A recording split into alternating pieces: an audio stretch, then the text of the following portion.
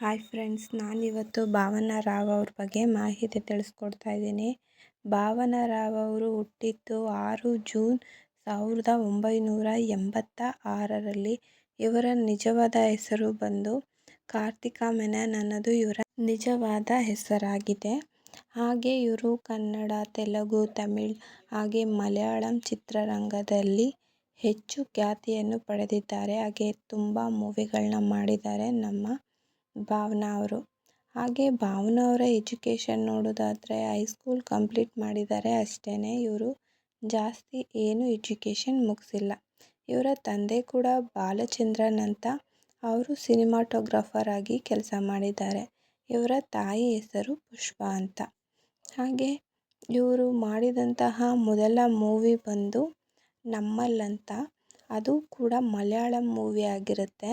2002ರಲ್ಲಿ release ಆಗುತ್ತೆ. ಇವರು 16 ವರ್ಷಕ್ಕೇ ಒಂದು ಮಲಯಾಳಂ ಮೂವಿಲಿ ನಟನೆ ಮಾಡ್ತಾರೆ. ಅದ್ರ ಮೂಲಕನೇ ಇವರು ಮೊದಲು ಫಿಲಮ್ ಇಂಡಸ್ಟ್ರಿಗೆ ಎಂಟ್ರಿ ತೊಗೊಳ್ತಾರೆ ನಮ್ಮ ಭಾವನಾ ಅವರು.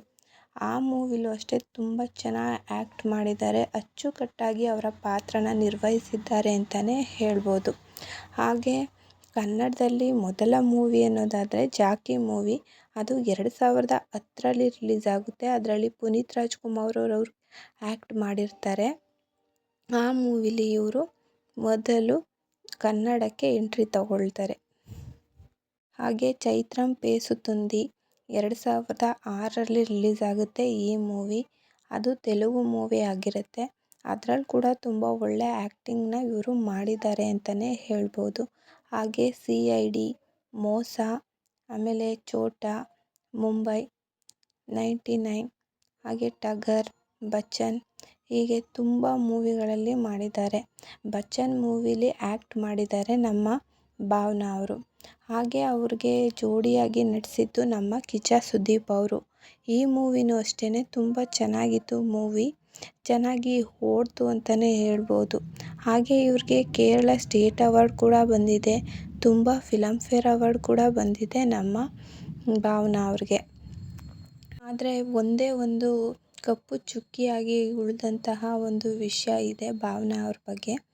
ಭಾವನಾ ಅವ್ರ ಮೇಲೆ ನಿಜವಾಗ್ಲೂ ರೇಪ್ ಅಟೆಂಪ್ಟ್ ಆಗಿದ್ದಂತೂ ಸತ್ಯ. ಅದು ಕೂಡ ಗೊತ್ತಿರುವಂತಹ ಡೈರೆಕ್ಟರೇ ಅವ್ರ ಮೇಲೆ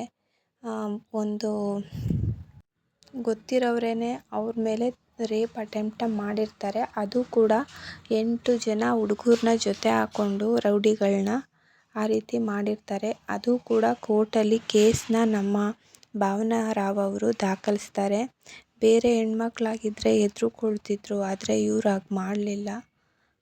ನಂತರ ಇವರು 2018 ಜನವರಿ 22ರಲ್ಲಿ ಮದುವೆ ಕೂಡ ಆಗಿದ್ದಾರೆ ನಮ್ಮ ಭಾವನಾ ರಾವ್ ಅವರು.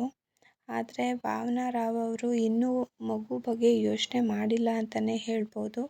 ಭಾವನಾ ರಾವ್ ಅವರು ಇವಾಗ ಸದ್ಯಕ್ಕೆ ಯಾವುದೇ ಸಿನಿಮಾಗಳಲ್ಲಿ ಆಗಲಿ ಟೆಲಿವಿಷನ್ಗಳಲ್ಲಿ ಆಗಲಿ ನಮ್ಮ ಭಾವನಾ ಅವರು ಕಾಣಿಸ್ಕೊಳ್ತಿಲ್ಲ. ಒಬ್ಬರು ಫ್ಯಾಮಿಲಿ ವುಮನ್ ಆಗಿ ಅವರು ಮನೇಲೇ ಇದ್ದಾರೆ ಅಂತಲೇ ಹೇಳ್ಬೋದು.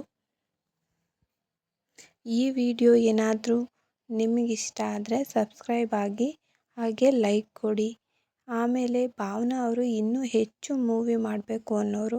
ಹಾಗೆ ನಿಮಗೆ ಭಾವನಾ ಅವರ ಯಾವ ಮೂವಿ ತುಂಬ ಇಷ್ಟ ಆಯಿತು ಕನ್ನಡದಲ್ಲಿ ಅಥವಾ ತೆಲುಗಲ್ಲಿ ಅನ್ನೋದನ್ನು ಕಮೆಂಟ್ ಮಾಡಿ.